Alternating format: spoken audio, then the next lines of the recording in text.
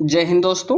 आज हम सब फिर एक नई वीडियो के साथ क्लास की शुरुआत कर रहे हैं। आज की आपकी class CTET previous year question की क्लास है, जो कि आपके आने वाले सीटेट एग्जाम के लिए मोस्ट इंपॉर्टेंट है।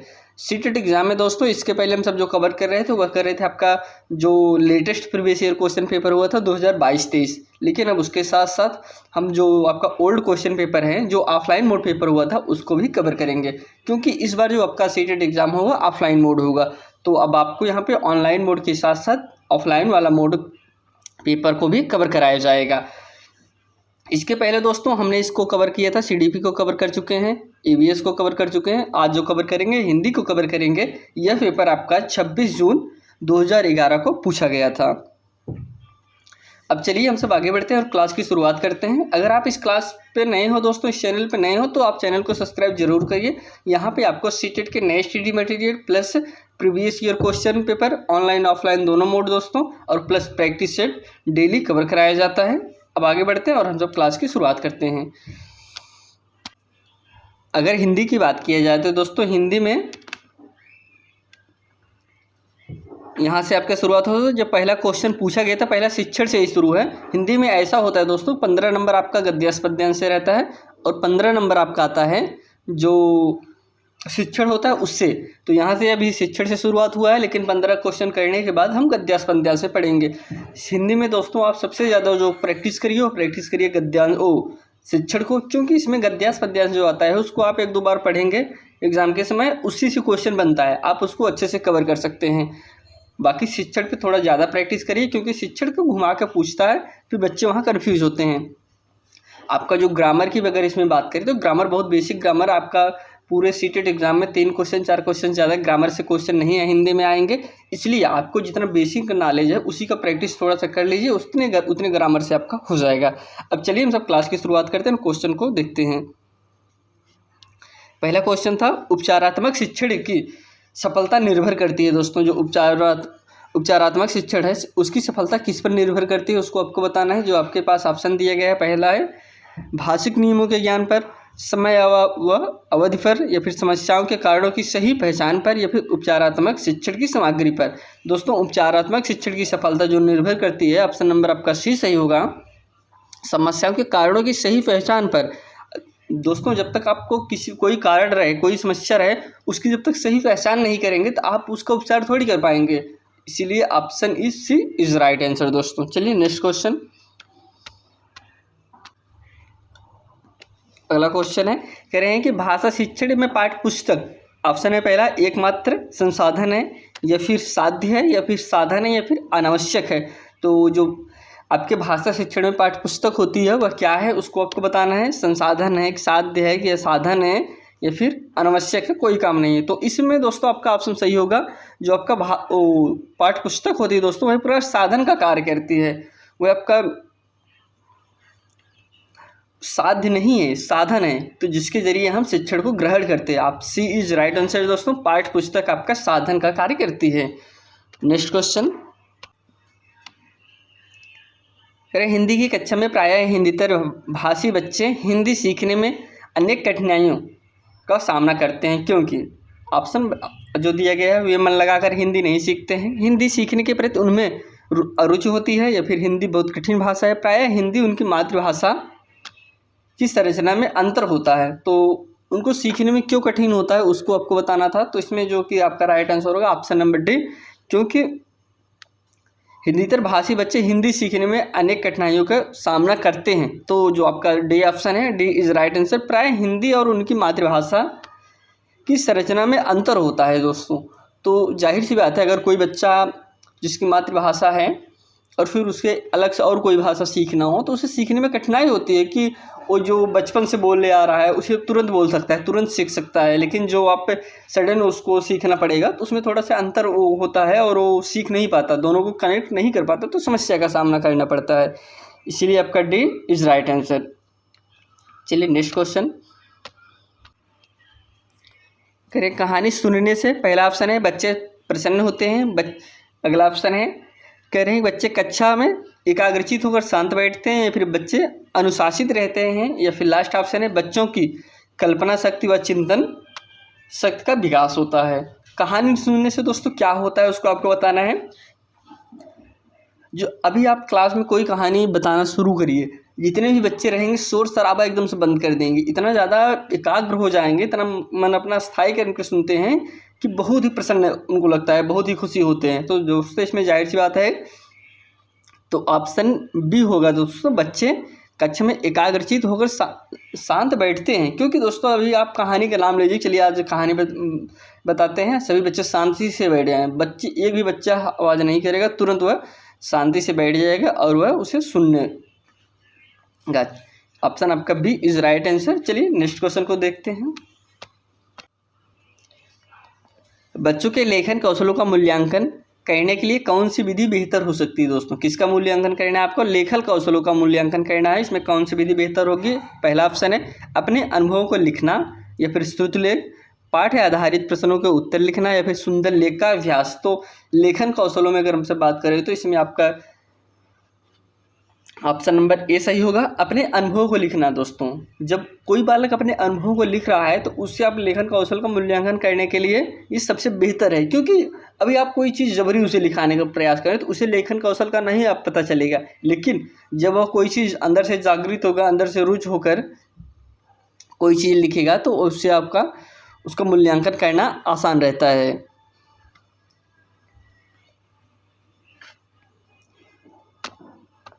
नेक्स्ट क्वेश्चन को देखते हैं।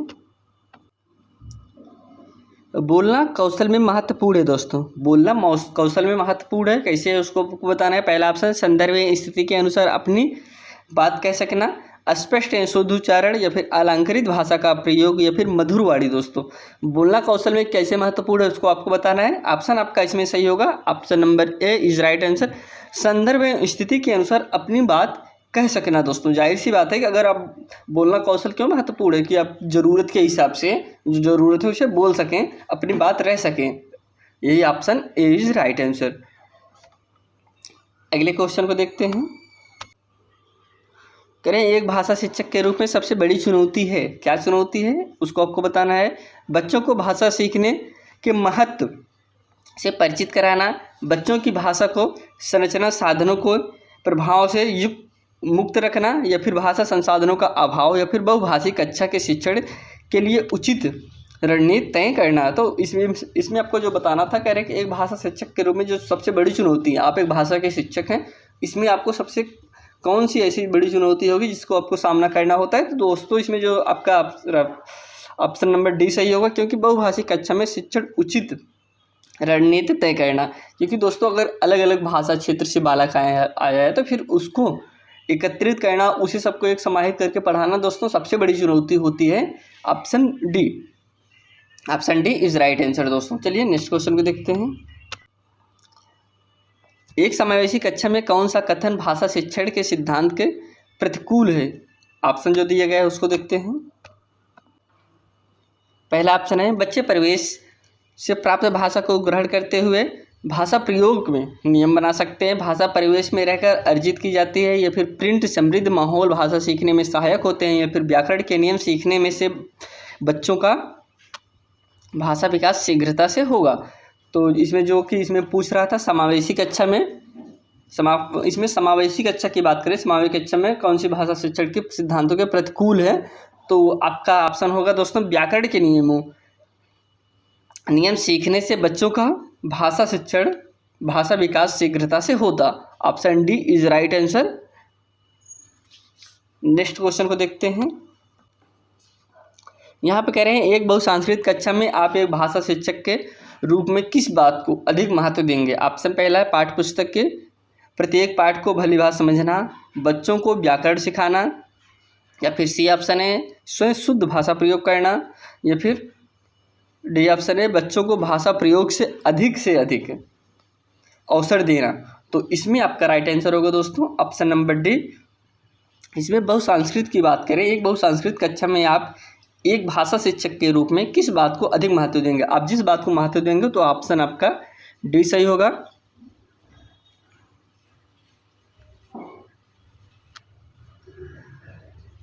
बच्चों को भाषा प्रयोग के अधिक से अधिक अवसर देना, डी इज राइट आंसर दोस्तों। चलिए नेक्स्ट क्वेश्चन को देखते हैं।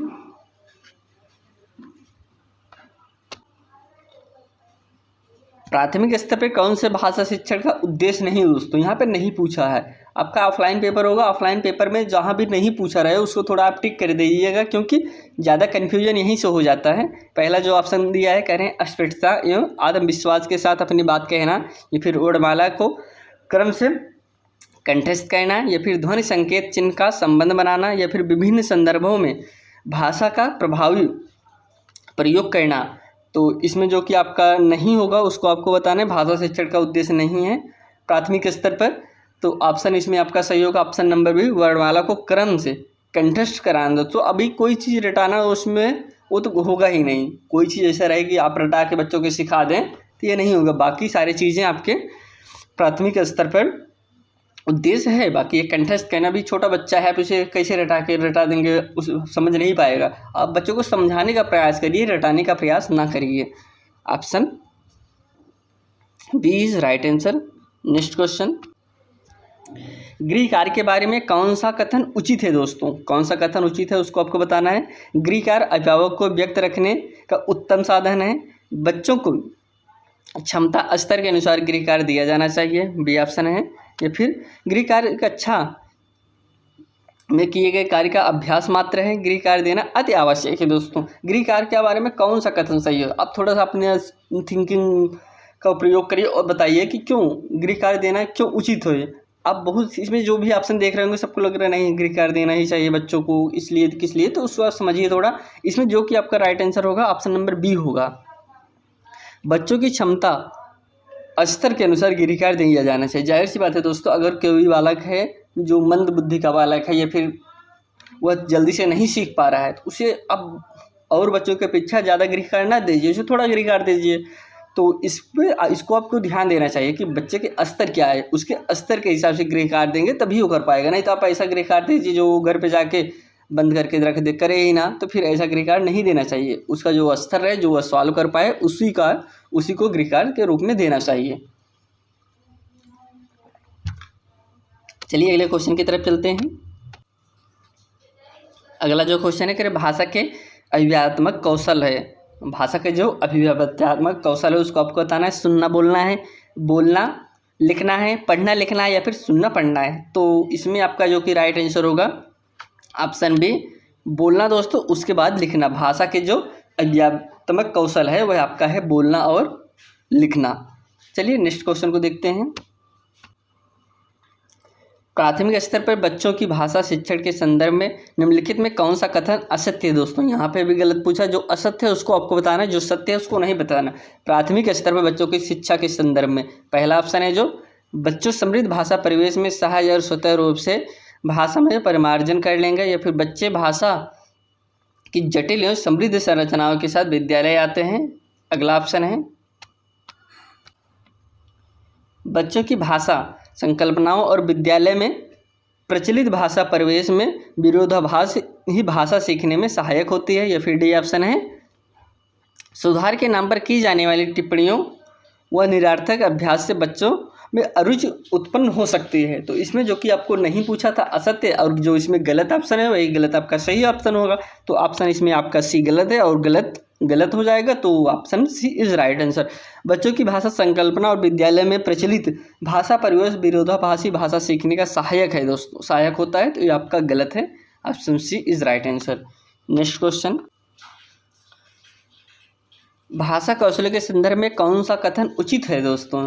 पहला ऑप्शन है विद्यालय में केवल पढ़ना लिखना कौशल पर ही बल देना चाहिए, या फिर बी ऑप्शन है बच्चे केवल सुनना बोलना पढ़ना लिखना कौशल क्रम से ही सीखते हैं, या फिर सी ऑप्शन है भाषा के चारों कौशल परस्पर अंतर संबंधित होते हैं दोस्तों, या फिर डी ऑप्शन है भाषा कौशल के विकास में अभ्यास की अपेक्षा भाषिक नियमों का ज्ञान जरूरी है। तो इसमें आपका जो कि सही होगा ऑप्शन नंबर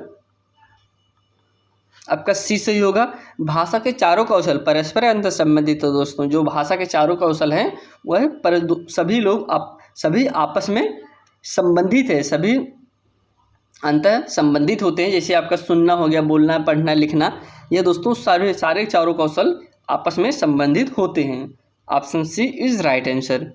चलिए नेक्स्ट क्वेश्चन को देखते हैं। कह रहे पाठ में दिए गए चित्रों का क्या उद्देश्य होता है दोस्तों? कह रहे हैं जो पाठ में चित्र दिए होते हैं उसका क्या उद्देश्य होता है? पहला ऑप्शन है चित्रों से पाठ्य पुस्तक आकर्षक बनती है दोस्तों, चित्र पाठ की शोभा बढ़ाते हैं, या फिर पाठ्य पुस्तक में चित्र देने का प्रचलन है, या फिर चित्र अमूर्त संकल्पनाओं को समझने में सहायता करते हैं। तो दोस्तों चित्र का यही आप समझ सकते हैं कि अभी चित्र के माध्यम से जो मतलब आप चिंतन कर सकते हैं, जो अमूर्त चिंतन कर सकते हैं, जो आप नहीं जानते हैं उसके बारे में चिंतन कर सकते हैं। जैसे भी हम बालक को आम दिखा दें, आम दिखाने के बाद उसे हम आज से कनेक्ट कर देंगे, वो चिंतन कर लेगा, हाँ ये आम है, आम के जरिए हम अगर उसको बता देंगे तो जब वो आम देखेगा वह आपको कनेक्ट करने का प्रयास करेगा। हाँ गुरुजी बताए थे कि आज से आम होता है, ऐसे होता है, आम देखने के बाद वो उससे कनेक्ट कर लेगा। वही होता है कि इसमें जो आपका राइट आंसर होगा, चित्र अमूर्त संकल्पनाओं को समझने में सहायक होते हैं। तो option D is right answer. Next question को देखते हैं। अब यहाँ पे दोस्तों कविता की पंक्ति पढ़कर आपको निम्नलिखित प्रश्नों में सबसे उचित विकल्प का चयन करना है। कुछ कविता दी गई है दोस्तों 1 से 6 से लेकर 1 से 11 तक, जो आपको आंसर देना है इसी पंक्ति को पढ़कर इसी पंक्ति के सारे आपको आंसर देना है। चलिए हम सब कविता की शुरुआत करते हैं। कह रहे हैं कि अब ना गहरी नींद से तुम सो सकोगे, गीत गाकर मैं जगाने आ रहा हूँ अतल अस्ताचल, तुम्हें जाने ना दूंगा अरुण उदयचल, सजाने आ रहा हूँ कल्पना में आज तक उड़ते रहे तुम, साधना से सिहर कर मुड़ते रहे तुम, अब तुम्हें आकाश में उड़ने ना दूंगा। आगे जो है आज धरती पर बसाने आ रहा हूँ, यह सोहनलाल द्विवेदी द्वारा लिखा गया था। तो इसमें जो क्वेश्चन बनेंगे दोस्तों, क्वेश्चन इसी पंक्ति से बनेंगे, इसी पंक्ति से लाइन से क्वेश्चन बनेंगे। इसका क्या मतलब है, क्या पूछ रहा है? तो जिसमें जो पहला क्वेश्चन है, कह रहे हैं गहरी नींद में सोने का अर्थ है दोस्तों। गहरी नींद में जो सोने का अर्थ है मृत्यु को प्राप्त होना, परिश्रमी होना, या फिर बेखबर होना, या फिर चिंता युक्त होना। दोस्तों इसमें जो गहरी नींद की बात कर रहे हैं, देखिए अब ना गहरी नींद में तुम सो सकोगे, गीत गाकर मैं जगाने आ रहा हूँ। तो गहरी नींद में सोने का अर्थ मतलब क्या होता है? इसमें यही होगा आपका ऑप्शन नंबर सी, बेखबर होना दोस्तों। गहरी नींद का मतलब है कि आप बेखबर होना, मृत्यु को प्राप्त करना, ये सब कोई मिल ही नहीं रहा। तो इसमें जो आपका सही होगा ऑप्शन नंबर सी होगा, बेखबर होना गहरी नींद का अर्थ है। चलिए नेक्स्ट क्वेश्चन को देखते हैं। कभी लोग को कहाँ नहीं जाने देगा, कभी लोगों को कहाँ नहीं जाने देगा, उसको आपको बताना। पाताल में नहीं जाने देगा, अतल, एक मिनट दोस्तों, अतल गहराई में जहाँ सूर्य अस्त होता है, या पतन की राह पर कभी कहाँ नहीं जाने देगा लोगों को दोस्तों। जो इसमें आपका सही होगा पतन की राह पर, option D is right answer. इसमें जो कविता में कह रहा है कि कभी जो है पतन की राह पर नहीं जाने देगा, option D is right answer. चलिए अगले क्वेश्चन की तरफ चलते हैं। करें कभी किस तरह के व्यक्तियों को संबोधित कर रहा है? ऑप्शन है पहला, जो अत्यधिक प्रेरित हो, जो बहुत परिश्रमी हैं, या फिर जो जीवन की कठोर वास्तविकताओं से बेखबर हैं, या फिर जो आकाश की ऊंचाइयों को छूना चाहते हैं। तो इसमें दोस्तों आपका राइट आंसर होगा ऑप्शन नंबर सी, जो जीवन के कठोर वास्तविकताओं से बेखबर हैं दोस्तों। वही तो बता रहा है कि अब तो सो मत, इस तरीके से जो कविता आपके थे बता रहे थे। अब ना गहरी नींद में तुम सो सको, गीत गाकर मैं जगाने आ रहा हूँ अतल अस्ताचल, तुम्हें जाने ना दूंगा अरुण उदयचल, सजाने आ रहा हूँ। तो इसमें जो बता रहा है कि वही कह रहा है कि जो बेखबर हो, जो कठिन, जो जीवन के कठोर वास्तविकताओं से बेखबर है, यही आपका राइट आंसर होगा, ऑप्शन नंबर सी। चलिए नेक्स्ट क्वेश्चन को देखते हैं। कह रहे हैं कभी लोग को क्यों जगाना चाहता है? जो कवि है लोगों को क्यों जगाना चाहता है? पहला ऑप्शन है ताकि लोग गीत सुन सके, ताकि मनुष्य में गतिशीलता आ सके और प्रगति के पथ पर आगे बढ़ सके, या फिर अगला है सुबह हो गई, या फिर कवि का दायित्व है दोस्तों। कवि क्यों जगाना चाह रहा है लोगों को? तो इसमें आपका जो कि सही होगा ऑप्शन नंबर बी, ताकि मनुष्य में गतिशीलता आ सके और वह प्रगति के पथ पर आगे बढ़ सके, और वह आलसी ना रहे, वह बेखबर ना रहे। तो यही आपका सही आंसर होगा, option B is right answer. चलिए अगले क्वेश्चन की तरफ चलते हैं। अतल अस्ताचल तुम्हें जाने ना दूंगा पंक्ति में कौन सा अलंकार है दोस्तों? श्लेष अलंकार है, उपमा अलंकार है, रूपक अलंकार है, या फिर अनुप्रास अलंकार है। तो इसमें जो अतल अस्ताचल है दोस्तों, इसमें जो कि आपका अलंकार होगा अनुप्रास अलंकार होगा। अतल अस्ताचल तुम्हें जाने ना दूंगा, इस पंक्ति में कौन सा अलंकार है, सॉरी अनुप्रास अलंकार है। Option D is right answer दोस्तों। चलिए अगले क्वेश्चन की तरफ चलते हैं। कविता का उपयुक्त शीर्षक हो सकता है दोस्तों, कविता का उपयुक्त शीर्षक क्या हो सकता है, हर्ष हो सकता है, कोलाहल हो सकता है, आकाश हो सकता है, जागृत हो सकता है। तो कविता का शीर्षक क्या है उसको आपको बताना है। तो कविता का शीर्षक दोस्तों आपका ऑप्शन नंबर डी सही होगा, जागृत होगा, क्योंकि कविता के माध्यम से जो कवि है वो जगाना चाह रहा है कि आप बेखबर न रहिए, अपनी जो आपका काम है उसको समझिए, उसमें आप एक्टिव रहिए। तो ऑप्शन डी है, कविता का शीर्षक मतलब यही है कि जागृत करना है। Option D is right answer. जो 1 से 6 से लेकर 1 से 11 तक था कविता था, उसको उसमें से आपको आंसर देना था, उसको हमने कवर कर लिया। इसमें दोस्तों 1 से 6 से लेकर 1 से 11 तक आपका एक ग्रामर से क्वेश्चन है जो कि अलंकार पूछा था। अभी इसके बाद 1 से 12 से लेकर 1 से 20 तक जो है गद्यांश को पढ़कर उसको आंसर देना। उसमें हम देखते हैं कि कितने क्वेश्चन आपके ग्रामर से बनते हैं। पूरे आपके सीटेट एग्जाम में दोस्तों अभी तक जो भी हुआ है 2-3 क्वेश्चन 4-5 क्वेश्चन से ज़्यादा नहीं दिया है, वैसे ही 3-4-5 क्वेश्चन आएगा। आप बेसिक ग्रामर का नॉलेज रखिए, ज़्यादा ग्रामर पे फोकस न करिए, ज़्यादा फोकस आप करिए प्रैक्टिस सेट पे जो कि आपके पेडागोजी से संबंधित हो। चलिए आगे बढ़ते हैं और नेक्स्ट क्वेश्चन को देखते हैं।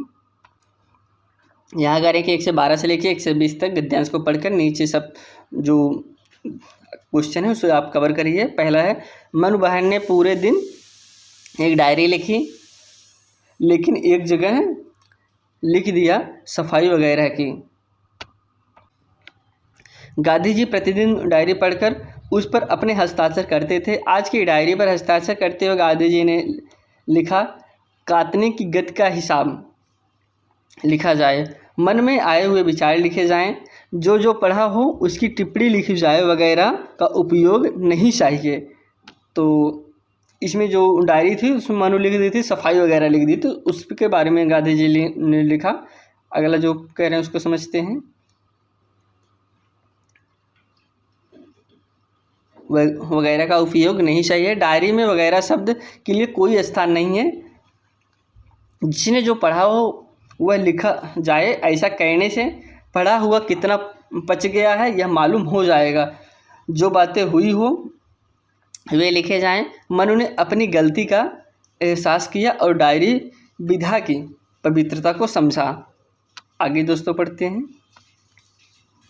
गांधी जी ने पुनः मनु से कहा, डायरी लिखना आसान कार्य नहीं है, यह इबादत करने जैसी विधा है। हमें शुद्ध व सच्चे रूप से प्रत्येक छोटी बड़ी घटनाओं को निष्पक्ष रूप से लिखना चाहिए, चाहे कोई बात हमारे विरुद्ध क्यों ना हो।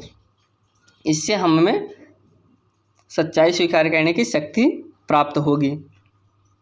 गांधी के रोचक संस्मरण। तो दोस्तों इसमें अब आपको बताना है, क्वेश्चन बने हैं, क्वेश्चन को आपको पढ़ना है। इसी क्वेश्चन आपको जो पद्यांश है, इसी पद्यांश से उसका आंसर देना है। तो चलिए क्वेश्चन की शुरुआत करते हैं। कह रहे हैं, मनु को अपनी किस गलती का एहसास हुआ दोस्तों? उन्होंने गांधी जी की बात नहीं मानी थी। उन्होंने डायरी में काटने की गति का हिसाब लिखा था, या फिर सी ऑप्शन है उन्होंने डायरी में सही बातें लिखी थी, या फिर उन्होंने डायरी में वगैरह शब्द का प्रयोग किया था, जैसे कि अभी हमने आपको ऊपर ही बताया। ऑप्शन डी आपका सही होगा। उन्होंने डायरी में वगैरह शब्द लिखा था, जिसको गांधी जी ने लिखा कि ऐसा शब्द का प्रयोग ना करें, ऐसा शब्द के लिए डायरी में कोई जगह नहीं है। D is right answer. Next question को देखते हैं। गांधी जी ने वगैरह शब्द पर अपनी आपत्ति क्यों जताई दोस्तों? वगैरह शब्द की जगह आदि शब्द का प्रयोग सही है। गांधी जी चाहते थे कि सही भाषा का प्रयोग हो, या फिर सी ऑप्शन है वगैरह शब्द में कार्य और विचार की स्पष्टता नहीं है दोस्तों। वे चाहते थे कि बातों का ज्यों का त्यों लिखा जाए। तो इसमें कौन सा ऑप्शन आपका सही है, इसको आपको बताना है। तो दोस्तों इसमें आपका राइट आंसर होगा ऑप्शन नंबर सी। वगैरह शब्द में कार्य और विचार की स्पष्टता नहीं होती दोस्तों। जैसे जाहिर सी बात है, कह रहे हो वगैरह, अब वगैरह में आप कौन सी विशेष की बात कर रहे हैं? कैसे आप कोई शब्द को, कोई कार्य को स्पष्ट करेंगे? नहीं कर पाएंगे, इसलिए सी आपका राइट आंसर। अगला क्वेश्चन है, गांधी जी ने डायरी लिखने की इबादत करने जैसा क्यों कहा दोस्तों? दोनों में समय लगता है, दोनों कार्य अपने कर्तव्यों में शामिल हैं, दोनों कार्य रोज किए जाते हैं, दोनों में सच्चाई और ईमानदारी चाहिए दोस्तों। तो इबादत, गांधी जी ने कहा कि डायरी लिखना इबादत जैसा कार्य है। तो गांधी जी ने ऐसा क्यों कहा था उसको आपको बताना है। तो इसमें आपका जो कि सही होगा ऑप्शन नंबर डी होगा, क्योंकि दोनों में सच्चाई और ईमानदारी चाहिए। क्योंकि दोस्तों गांधी जी ने कहा था कि डायरी लिखना, अगर लिख रहे हैं तो अपने बारे में भी लिखिए जो चीज़ सही रहे। ऐसा नहीं कि अपने बारे में बहुत अच्छा अच्छा लिख लें और दूसरे बारे में बहुत ख़राब लिख दें, तो ऐसा नहीं होना चाहिए। जो चीज़ सच्चाई रहे उसके अपने बारे में भी उसको लिखना चाहिए। Option D is right answer. Next question दोस्तों, डायरी लिखना इसलिए महत्वपूर्ण है क्योंकि इसमें व्यक्ति स्वयं का विश्लेषण करता है और स्वयं मूल्यांकन भी करता है। इससे व्यक्ति पूरे दिन किए गए जमा खर्च का हिसाब किताब कर सकता है। गांधी जी इसे महत्वपूर्ण मानते हैं या फिर इससे व्यक्ति का समय गुजर जाता है। तो दोस्तों डायरी लिखना क्यों महत्वपूर्ण है, अगर इसकी हम सब बात करें तो इसमें आपका सही आंसर होगा ऑप्शन नंबर ए सही होगा। इसमें व्यक्ति स्वयं का विश्लेषण करता है और स्वयं मूल्यांकन भी करता है। दोस्तों अगर आप डायरी लिखेंगे उसमें आप स्वयं विश्लेषण भी करते हैं, स्वयं मूल्यांकन भी करते हैं, क्योंकि अभी आपकी पर्सनल डायरी कोई तो छुएगा नहीं। आप उससे स्वयं मूल्यांकन करेंगे, आपने क्या लिखा है और दूसरे के बारे में क्या लिखा है, अपने बारे में क्या लिखा है, स्वयं विश्लेषण करेंगे और स्वयं ही उसका मूल्यांकन भी करते हैं। चलिए अगले क्वेश्चन पे चलते हैं। गांधी जी प्रतिदिन डायरी पढ़कर क्या करते थे? ऑप्शन ए हस्ताक्षर करते थे क्योंकि यह नियम था, या फिर लोगों को उनकी गलती का एहसास कराते थे, या फिर डायरी पर हस्ताक्षर करते थे और यह देखते थे कि व्यक्ति अपने कार्य और विचार में किस दिशा में जा रहा है, या फिर लास्ट ऑप्शन है हस्ताक्षर करते थे ताकि जांच का प्रमाण दिया जा सके। तो इसमें दोस्तों गांधी जी प्रतिदिन डायरी पढ़कर क्या करते थे उसको आपको बताना है। इसमें जो आपका राइट आंसर होगा ऑप्शन नंबर सी होगा। डायरी पर हस्ताक्षर करते थे और यह देखते थे कि व्यक्ति अपने कार्य और विचार में किस दिशा में जा रहा है। सी इज दोस्तों राइट आंसर। नेक्स्ट क्वेश्चन को देखते हैं। यहाँ पे कह रहे हैं प्रतिदिन शब्द में कौन सा समास है? द्वंद्व समास है, अव्ययी सभा समास है, द्विगु समास है, या फिर तत्पुरुष समास है। प्रतिदिन में आपको बताना है दोस्तों। तो प्रतिदिन में आपका राइट आंसर होगा 20। प्रतिदिन में दोस्तों आपका अव्ययी भाव समास है जिसमें पहला शब्द अव्यय होता है प्रतिदिन। इसमें आपका राइट आंसर होगा बी। प्रतिदिन में दोस्तों आपका, इसमें अगर प्रतिदिन की बात करें तो जिस समास का पहला पद पूर्व पद, पहला पद को हम पूर्व पद के भी नाम से जानते हैं, जिसे अव्यय तथा प्रधान हो उसे हम अव्ययी भाव समास कहते हैं। जिसे प्रतिदिन पूर्व पद दोस्तों प्रति क्या है? यह प्रधान है, उत्तर पर दिन, यह अव्ययी भाव समास। प्रति दोस्तों आपका अव्ययी भाव समास है, इसे हम अव्यय या फिर प्रधान भी कहते हैं। तो अव्ययी भाव समास यही होता है जिसमें पहला पद प्रधान हो या फिर पहला पद अव्यय हो, वह आपका अव्ययी भाव समास का उदाहरण है।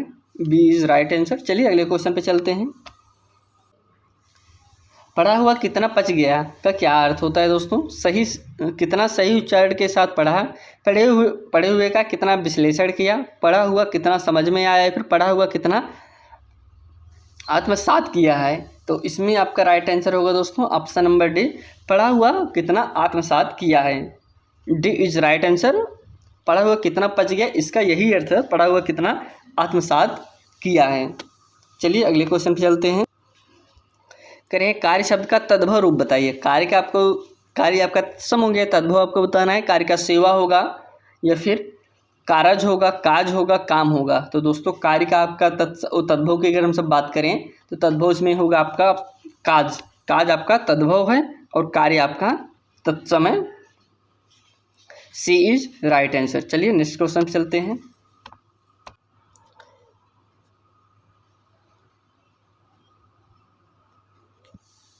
कह रहे हैं कि विचारक में इक प्रत्यय लगाकर शब्द बनेगा। अगर आप विचारक में इक प्रत्यय लगाएंगे तो कौन सा शब्द बनेगा?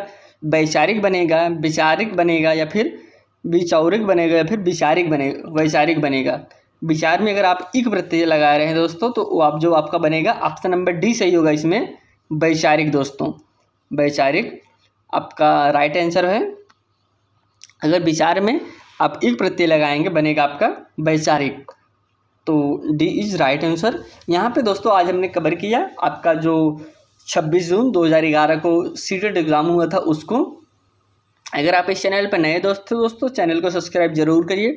यहाँ पे आपको नए study material, previous year question paper और दोस्तों साथ में प्रैक्टिस सेट सभी का पीडीएफ और वीडियो लेक्चर आप सबके लिए उपलब्ध कराया जाएगा। पीडीएफ दोस्तों आप उसके लिए टेलीग्राम चैनल को ज्वाइन करके पीडीएफ को डाउनलोड कर सकते हैं, जो कि टेलीग्राम का लिंक आपको डिस्क्रिप्शन बॉक्स में या फिर कमेंट बॉक्स में मिल जाएगा। अब इसी के साथ यह क्लास यहीं समाप्त करते हैं दोस्तों, धन्यवाद।